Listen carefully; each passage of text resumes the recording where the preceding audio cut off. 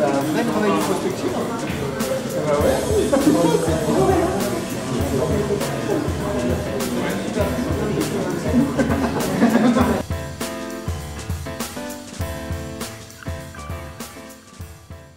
Vient de l'époque néolithique, 5e millénaire, qui eut l'idée de poser sur une pierre chauffée par le soleil une bouillie de céréales donnant naissance à la première galette.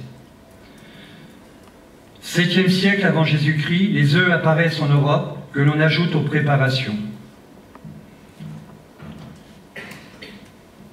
9e siècle avant Jésus-Christ, la première corporation des pâtissiers fut fondée à cette époque, la corporation des Pastitalarium. 11e siècle, le Moyen-Âge. Les croisés découvrent la canne à sucre et ses propriétés, ainsi que l'ancêtre du feuilletage, le bourrec, qui est déjà dégusté depuis longtemps dans le pays musulman. 13e siècle, la réglementation de notre métier débute à cette époque en 1270. On dénombre plus de 100 métiers. Les pâtissiers, ils réalisent des tourtes et des pâtés de viande, de fromage et de poisson. Les échaudeurs, fabricants d'échaudés. Les foissiers, fabricants de foisses. Les castelliers, marchands de gâteaux, marchands de gaufres et de beignets. Au XVe siècle, une ordonnance interdisant de prendre des apprentis pour toute période inférieure à 5 ans. L'apprentissage et le brevet de maîtrise coûtaient à l'époque 10 sous, répartis à 5 pour le roi et 5 pour la confrérie de la Saint-Michel à laquelle ils appartenaient. Pour faire son chef-d'œuvre, l'aspirant à la maîtrise devait faire 1 millier de petits gâteaux. Avec le temps, le chef-d'œuvre évolua vers 500 grands oublis, 300 gaufres, supplications et 200 plaisirs. Mais on ne vous dit pas quel plaisir. Les pâtissiers apparaissent à Paris en 1440 et arrivent globalement à vivre en harmonie avec les boulangers. Vous voyez, il y avait déjà la guerre en 1500 avec les boulangers, dont certains acquièrent également la maîtrise en pâtisserie, ce d'autant que ces derniers produisaient auparavant des pâtés de viande. 16e siècle, la Renaissance. À cette époque, on commence à utiliser l'air pour monter les blancs et la crème. Je pense que là, on a découvert ce qu'était le fouet ou l'émulsion, c'était le départ. De nouveaux produits voient le jour. La crème d'amande, crème à pétivier, la pâte à choux, les madeleines, les macarons font leur apparition à la cour de France. Charles IX octroie de nouveaux statuts aux pâtissiers, le titre de maître de l'art de pâtissier et oublieur. Pour y prétendre, il fallait exécuter un chef-d'œuvre et prêter serment de garder fidèlement le métier et d'en observer les ordonnances. C'est certainement de là que viennent le secret des recettes qu'on s'est jalousement gardé jusqu'à maintenant, on va dire. À cette époque, les buts essentiels des corporations étaient la défense des intérêts professionnels, la définition des règles concernant l'exercice des métiers et la qualité des produits, le maintien de la discipline intérieure, le développement d'une connaissance et d'un honneur professionnel, les solutions des conflits individuels et collectifs, et l'organisation de l'entraide et de la solidarité. En 1771, la Révolution mit un terme à cette histoire des métiers. Il fallut attendre un siècle pour qu'une loi du 21 mars 1884 officialise les organisations syndicales. La Confédération nationale de la pâtisserie naissait 18 ans plus tard, en 1906. Mais revenons au XVIIe siècle, les temps modernes. La pâte feuilletée fait son apparition, ainsi que le café, le chocolat, la fabrication des pralines et la première chocolaterie. En 1770, la fabrication du croissant voit le jour, dont l'origine remonte en 1683. Et ce n'est qu'à partir de 1920 que les boulangers parisiens créèrent le croissant que nous connaissons aujourd'hui. Les premières pièces en sucrerie apparaissent grâce au confiseur Luigi Fidel. 18e siècle, Antonin Carême, le plus grand pâtissier de son époque. On lui doit les inventions suivantes: pièces montées, nougat, meringues, les croquants, les poupelins, le vol au vent. Il perfectionne la pâte feuilletée et les biscuits à la cuillère. Il écrit des ouvrages, le pâtissier pittoresque, le pâtissier royal. Le baba au rhum fut inventé par Stanislas Lesinski. Le pastillage voit le jour aussi dans les pièces d'apparat.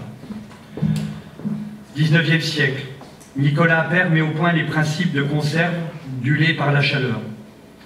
Le Hollandais Konrad van Houten fabrique la première poudre de cacao. Les marrons glacés font leur apparition, ainsi que le fondant. Des nouveaux produits voient le jour, la génoise au blanc monté, la chibousse, le Saint-Honoré, la crème au beurre, et le millefeuille apparaissent dans les boutiques. Création du chocolat au lait. Les poches avec les douilles apparaissent aussi grâce à Aubriot et Trottier. 1870, la margarine fait son apparition à la suite d'un concours consistant à essayer de trouver un corps gras pour remplacer le beurre. Mais là aussi, on était en pleine guerre. C'est certainement pour ça qu'il y a eu cette recherche. C'était la guerre franco-allemande.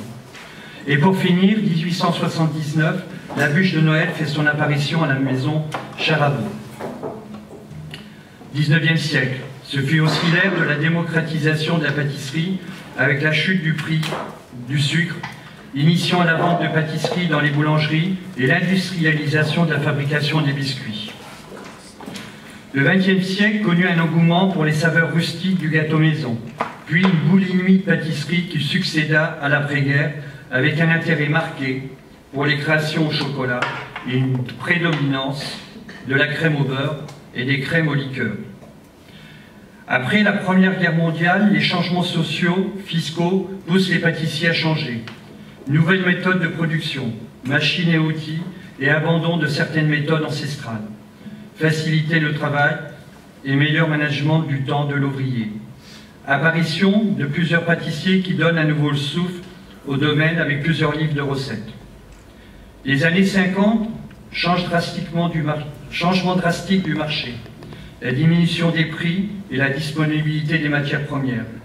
Le personnel devient de plus en plus exigeant et demande une meilleure compensation salariale.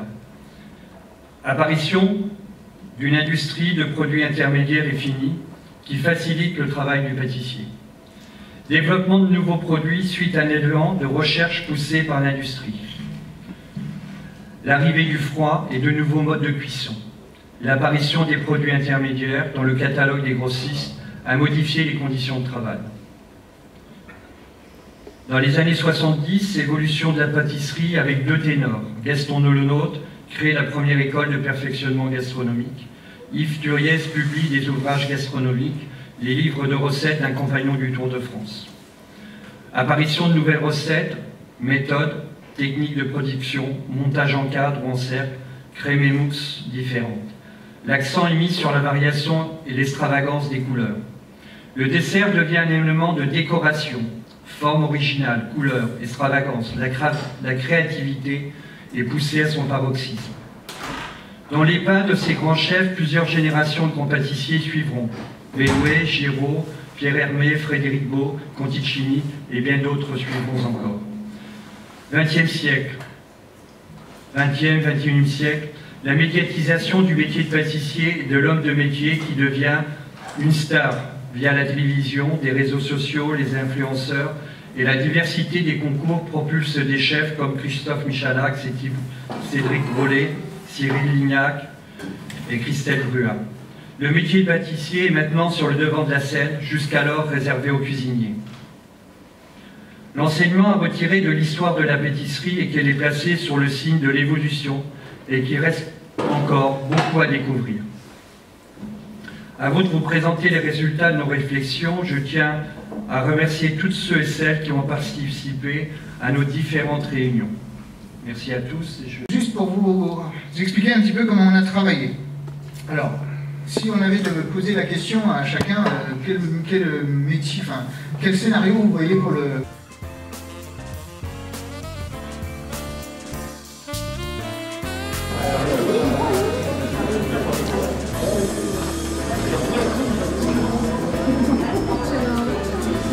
Un vrai travail de prospective. Ah